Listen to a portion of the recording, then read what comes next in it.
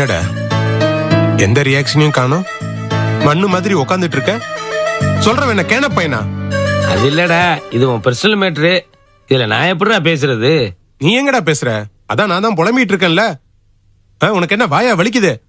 ஒழுங்கா கேளு, குறுக்கு எதுவும் பேசாத. சொல்ற. என் பொண்டாட்டி எனக்கு எதிராக உல்டாவா நடக்கிறான்னு சொன்னல, அதுக்கு ஒரு உதாரணம் சொல்றேன் கேளு. எனக்கு ஆம்பளை பிள்ளை வேணும்னு ஆசை.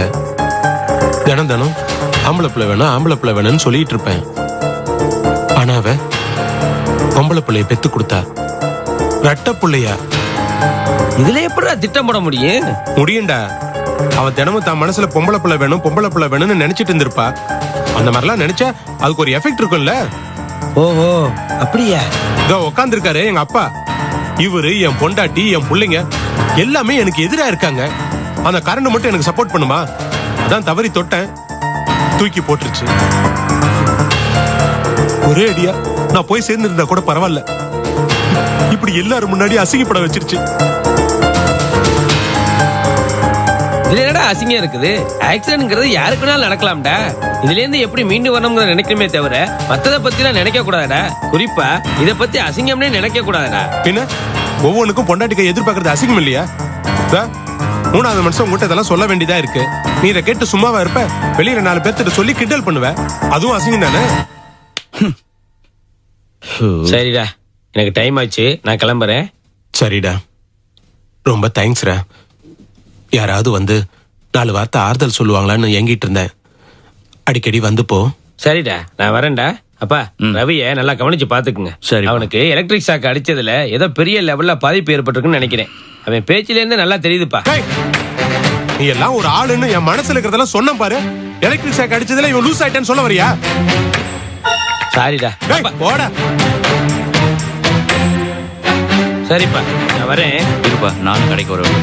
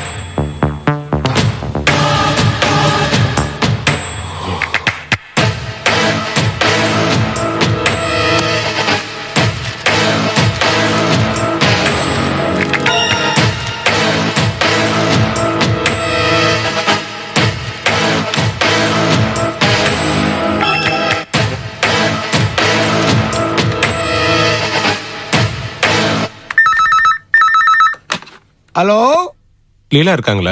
லீலாங்களா? ஆமாங்க. ஏமா லீலா, போன் உனக்கு தான்.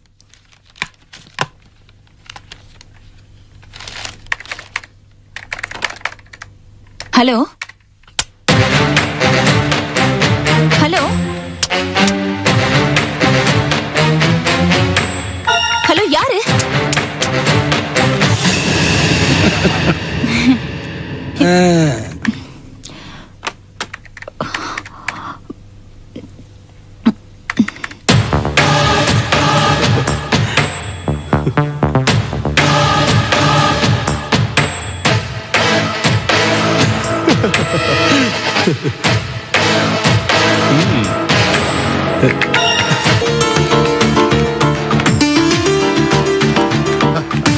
தம்பி இங்க வாட்ச்மேன் சார், ரூம்ல ரமேஷ் இருக்கானா? இல்ல சார், அவரு ஊருக்கு போயிருக்காரு. நீங்க வந்து அந்த பைக் சாவி கொடுக்க சொன்னாரு. இதாங்க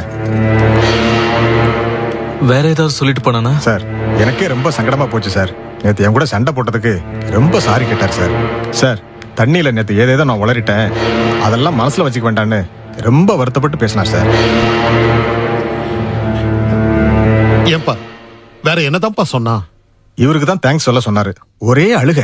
அது மட்டும் இல்ல, உங்களுக்கு ரொம்ப தொந்தரவு கொடுத்துட்டாராம். அவரை நீங்க மன்னிக்கணுமா, உங்களுக்கு பட்ட நன்றி கடனை எப்படி தீர்க்கறதுன்னு தெரியலையேன்னு ரொம்ப புலம்புனாரு. சார், அவரை பார்க்க எனக்கே ரொம்ப கஷ்டமா போச்சு. ஏன்பா என்னப்பா இதெல்லாம் நடக்கிற எதுவுமே நல்லதா எனக்கு படல. எனக்கு பயமா இருக்கு. எந்த நேரத்துல என்ன செய்தி வருமோன்னு ரொம்ப பயமா இருக்கு. அப்படி எதுவும் நடக்காது. ஹலோ, முரளி இருக்காரா? இருக்காரு சார். சார், அவர் குரல் மாதிரி இருக்கு. இந்தாங்க. ஹலோ, டேய், நான் தான் ரமேஷ் பேசுறேன். ஏய் ரமேஷ், என்னடா இதெல்லாம்? எங்கடா இருக்க? அது சொல்றதுக்கு இல்லடா, நான் இனிமே மேன்ஷனுக்கு வர போறது இல்ல.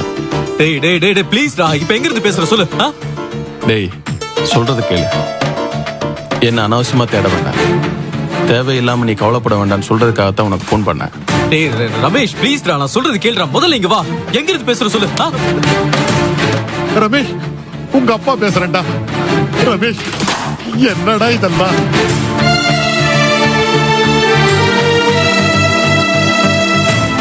சாரிப்பா, நான் உங்களுக்கு ரொம்ப சிரமம் கொடுத்துட்டேன். போதும்பா, இனிமே என்னால உங்களுக்கு எந்த வேதனையும் இருக்காது. ரமேஷ், ஏன்பா இப்படி எல்லாம் பேசுற? நீ இப்போ இந்த மாதிரி நடக்கிற விதமும் பேசுற விதமும் தான் எனக்கு வேதனையை கொடுக்குது. ப்ளீஸ், நீ எங்க இருக்கன்னு சொல்லு, நான் வந்து உன்னை கூட்டு போறேன்டா. அப்பா, சாரிப்பா.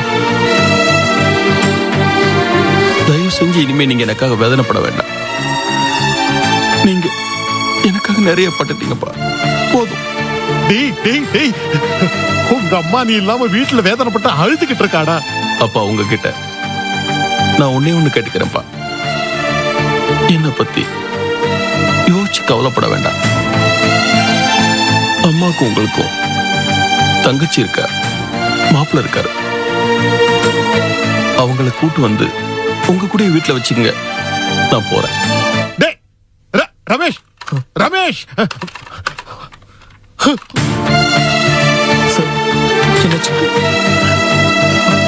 போன வச்சுட்டான்.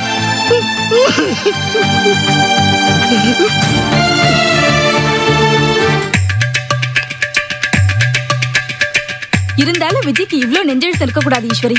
கோபி கிட்ட சொல்லாம வீட்டை விட்டு போனால, இது வரைக்கும் வந்தால பாத்தியா?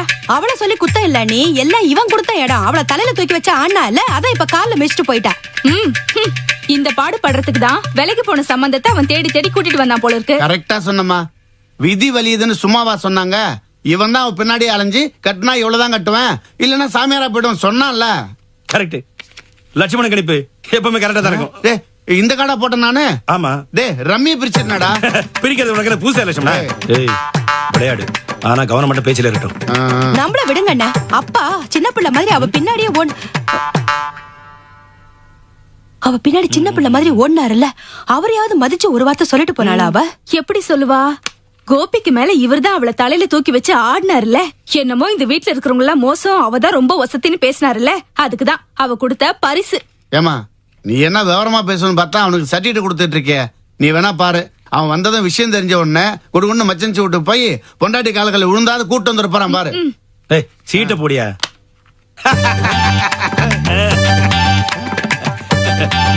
லட்சுமணா, சும்மாவா சொன்னாங்க மலை ஏறனால மச்சனம் தேவை தேவைன்னு? உன் விஷயத்துல ரொம்ப கரெக்டா இருக்கு. ரொம்ப தேங்க்ஸ். படத்தை கொடு. ஆனாலும் அண்ணே, உங்களுக்கு எனக்கு கூட அவ்வளவு தைரியம் வந்தது இல்ல. விடு ஈஸ்வரி, அவளை பத்தி பேசாத. அக்கா, விஜயங்க உங்களை தானே கேக்குறேன், பதில் சொல்லாம இருக்கீங்க. விஜயங்க, உன் பொண்டாட்டி பத்தி எங்க கிட்ட வந்து கேட்டா எங்களுக்கு என்ன தெரியும்? எல்லாரும் இந்த வீட்டுல தானே இருக்கீங்க, உங்கள்ட்ட தானே கேட்க முடியும். அப்படின்னு நீ சொல்ற, ஆனா உன் பொண்டாட்டி இந்த வீட்டுல எங்களை ஒரு மனுஷியா கூட மதிக்கிறது இல்ல. அண்ணே, குதர்க்கமாலாம் பேசாதீங்க. கேட்டதுக்கு பதில் சொல்லுங்க. விஜயங்க டேய் எங்களை எதுக்கு மிரட்டி விட்டுற? எங்களுக்கு தெரியாது. உங்ககிட்ட ஏதாவது நான் கேட்டேனா? அப்பா விஜயங்கப்பா. விஜி தன வீட்டுக்கு போயிருக்கா அப்படின்னு உங்ககிட்ட சொல்லிட்டு போச்சா? ஏன் ஏன்டா அது பெருசு பண்ற? ஏன் அவர் கேட்க கூடாதா? விஜய் போகும்போது எங்க போறேன்னு கேட்டோம்ல, ஒண்ணுமே சொல்லாம போனா அதான் அவர் கேக்குறாரு. ஏமா விஜய் சொல்லிட்டு போலன்னா என்ன?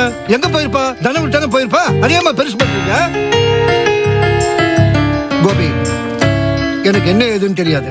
ஆனா நம்ம வீட்டுக்கு வந்த பொண்ணு மன கஷ்டத்தோட பிறந்த வீட்டுக்கு போக கூடாது. எது எப்படியோ நீ போய் அவளை கூட்டு வா. என்னால முடியாதுப்பா. ஏய் என்னடா பேசுற நீ? விஜிதான் புரியாம நடந்துக்கிறதுனா நீயுமா? போய் கூட்டு வாடா. அப்பா கோச்சிட்டு போறதுக்கு ஏதாவது காரணம் இருந்தா பரவாயில்ல. எதையும் பெருசு படுத்தா போய் கூட்டு வரலாம். ஒரு காரணம் எல்லாம் போயிருக்கேன். என்னால முடியாதுப்பா. Excuse me sir. ஆமா லீலா, என்னம்மா வீட்டுக்கு கிளம்பிட்டியா? ஆமா சார், ஒர்க் எல்லாம் முடிஞ்சிடுச்சு. முக்கியமான வேலை ஒன்று இருக்குமா? என்ன சார்? நாளைக்கு டெஸ்பாச் பண்ண வேண்டிய ஃபைல்ஸ் ஒரு 4-5 இருக்குமா. அதை அடுத்த வாரம் தான் அனுப்பணும். ஆனா திடீர்னு ஒரு ஃபோன் கால் வந்ததால அது நாளைக்கு அனுப்ப வேண்டியதா இருக்கு. அதெல்லாம் சரியா இருக்கான்னு பார்க்கணும். ஃபிகர்ஸ் எல்லாம் சரியா இருக்கான்னு ஒரிஜினல் டாக்குமெண்ட்ஸ் வச்சு செக் பண்ணணும். என்னம்மா யோசிக்கிற? 2 மணி நேரத்தில் முடிச்சுட்டு வீட்டுக்கு போயிடலாமா? இங்க பாருமா, சிவகுமாரோட ஒர்க் பண்றாரு. ராத்திரி 8 மணி வரைக்கும் ஒர்க் பண்ண போறாரு. No problem. என்னம்மா ஏதாவது பிரச்சனையா? சார் நீங்க லீவு கொடுத்து கூட ஹஸ்பண்டை விட ஆபீஸ் தான் முக்கியம்னு வந்தாங்க. கண்டிப்பா இருந்து டியூட்டியை முடிச்சுட்டு தான் சார் போவாங்க. சும்மா இருங்க சிவகுமார். லீலா, நீங்க வீட்டுக்கு போகணும்னு முடிவு பண்ணிட்டீங்கன்னு தோணுது. அதனால இன்னொன்னு செய்யலாம். நான் சில டீட்டெயில்ஸ் எல்லாம் தர்றேன். ஃபைலை எடுத்துட்டு போய் வீட்டில் வச்சு நைட்ல ஒர்க் பண்ணிட்டு காலையில பத்திரமா கொண்டு வரணும். ஏன்னா ரொம்ப முக்கியமான ஃபைல். இதுல உங்களுக்கு ஒன்றும் பிரச்சனை இல்லையே? இல்ல சார், நான் வீட்டுக்கு ஃபைல்ஸ் கொண்டு போய் கண்டிப்பா முடிச்சு கொண்டு வரேன். Okay, that's good. Karthik agency file எடுத்துருவாமா? நான் சில டீடைல்ஸ் எல்லாம் தர்றேன். அதை நோட் பண்ணிட்டு வீட்டுக்கு எடுத்துட்டு போயிட்டு பத்திரமா கொண்டு வரணும். சரியா? Okay sir. ஃபைல் எடுத்துருவோம்.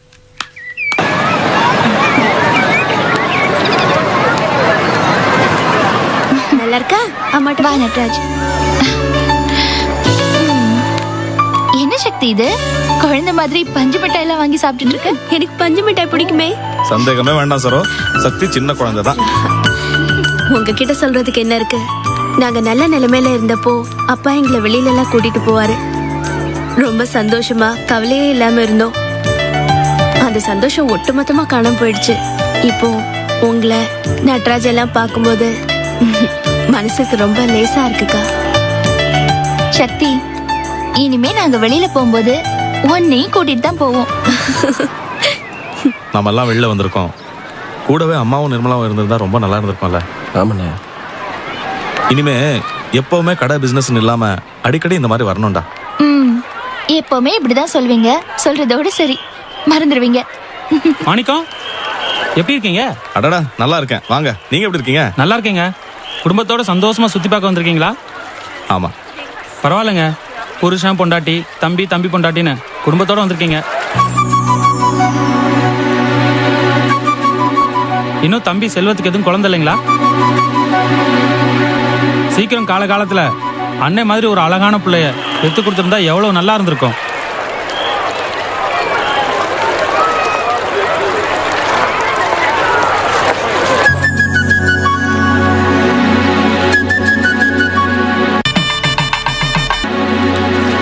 சரி மாணிக்கம், உங்களை சந்திச்சதுல ரொம்ப சந்தோஷம். நாங்க கிளம்புறோம். சரி பாட்டுங்களா? சரி பாருங்க. வணக்கம்.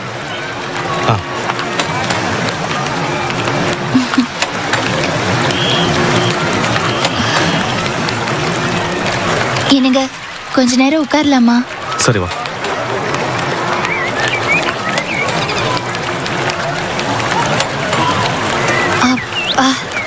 கொஞ்ச நேரம் நில்லுடா. அக்கா, நட்ராஜ் அங்க கூட்டிட்டு போறேன். எங்கம்மா? வா போலாம். சக்தி வேணாம், இப்பவே வந்துடுறோம். டேய் செல்வம், அந்த பொண்ணு செலவு பண்ணிட்டு போதுடா. போடா போடா.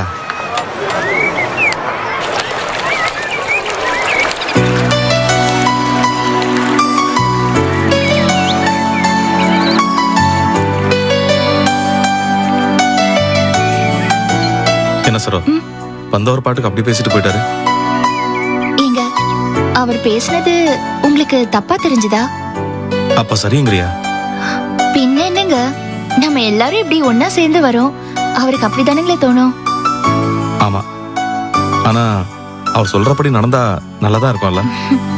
ஆமாங்க, அவர் ஏதோ யதார்த்தமா தான் பேசினாரு. ஆனா அது சொல்லும் போது என் மனசுக்கு ரொம்ப சந்தோஷமா இருந்ததுங்க. எனக்கும் தான். என்னடா இப்படி எல்லாம் பேசுறாருன்னு கோவமே வரல. நம்மள விட சரோ சக்தியை கவனிச்சியா? அவளுக்கு கூட இதுல சந்தோஷம் தான் போல இருக்கு. ஆமாங்க, நான் கூட அவளோட முகத்தை கூர்ந்து கவனிச்சேன். அவ முகம் ரொம்ப சந்தோஷமா இருந்துச்சு. நிஜமா? ஆமா, நீங்க வேணா பாருங்க. இப்ப கூட அவளோட மனசுல இதுதான் ஓடிட்டு இருக்கும். சக்தி,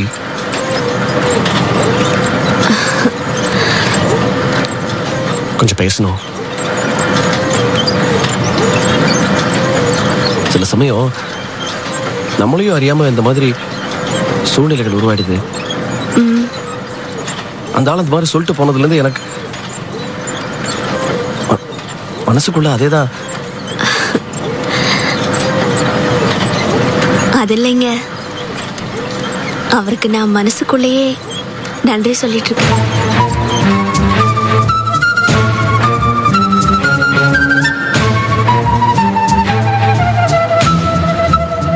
சக்தி,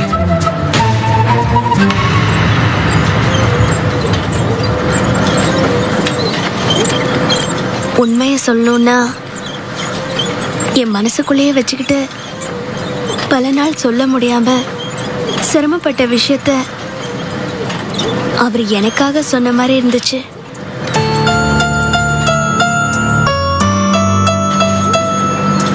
நிஜமாதான் சொல்றேன்.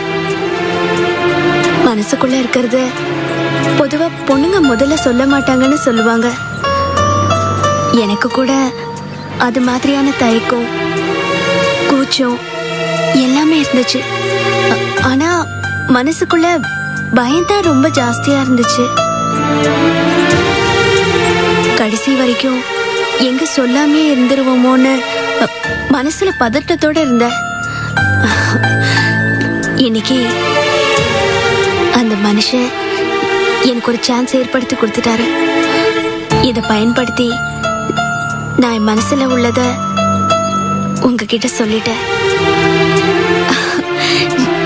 எனக்கு ரொம்ப சந்தோஷமா இருக்கு.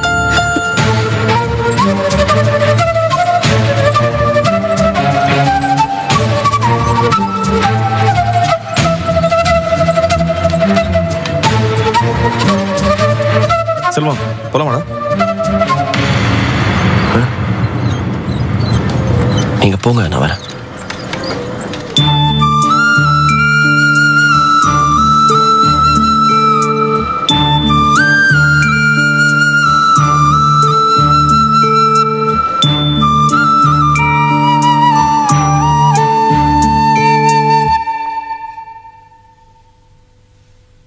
இந்தாப்பா.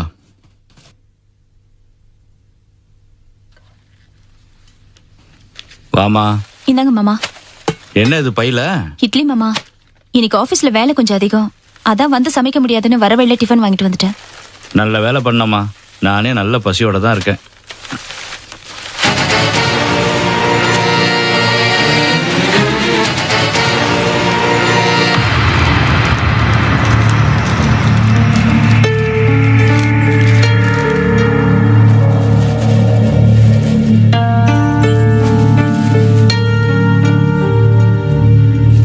என்ன ஜென்மம் நீங்கெல்லாம்? இந்த வீட்டு பொம்பளை காலையில 8 மணிக்கு போயிட்டு ஊரெல்லாம் சுத்திவிட்டு நேரம் கட்ட நேரத்துல வரா. சமைக்கிறதுக்கு கஷ்டப்பட்டுட்டு கையில ஒரு பொட்டணத்தை ஸ்டைலா வாங்கிட்டு வரா. கொஞ்சம் கூட சூடு சொரணம் இல்லாம அதை எடுத்து வச்சு அடிச்சிட்டு இருக்கீங்க. சாப்பாடு தவிர வேற எந்த சூடு சொரணம் உங்களுக்கு கிடையாதா? இதெல்லாம் ஒரு பொழப்புன்னு நானே நொந்து போயிட்டு இருக்கேன். கொஞ்சம் கூட சூடு சொரணையே இல்லாம வாங்கிட்டு வந்த காஞ்சி போன இட்லி விக்கில் எடுக்க சாப்பிட்டுட்டு இருக்கீங்க.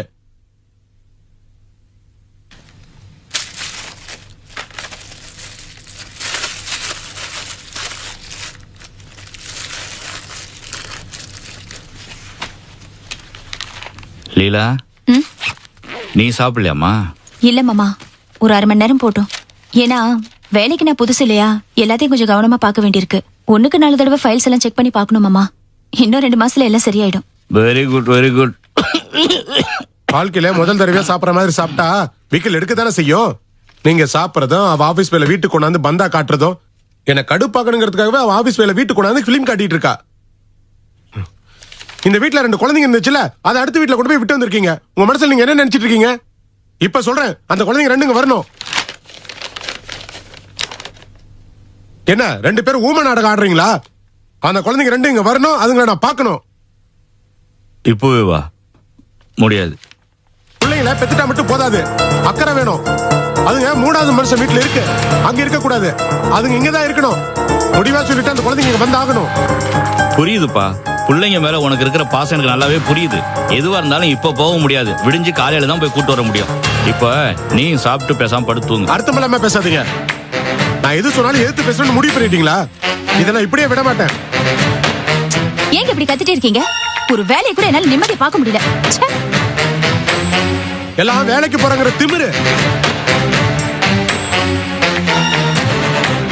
நீங்க கொட்டிக்குங்க, நல்லா கொட்டிக்குங்க. சீக்கிரமா கொட்டிக்கிட்டு எனக்கு பொட்டணத்தை பிரிச்சு வைங்க.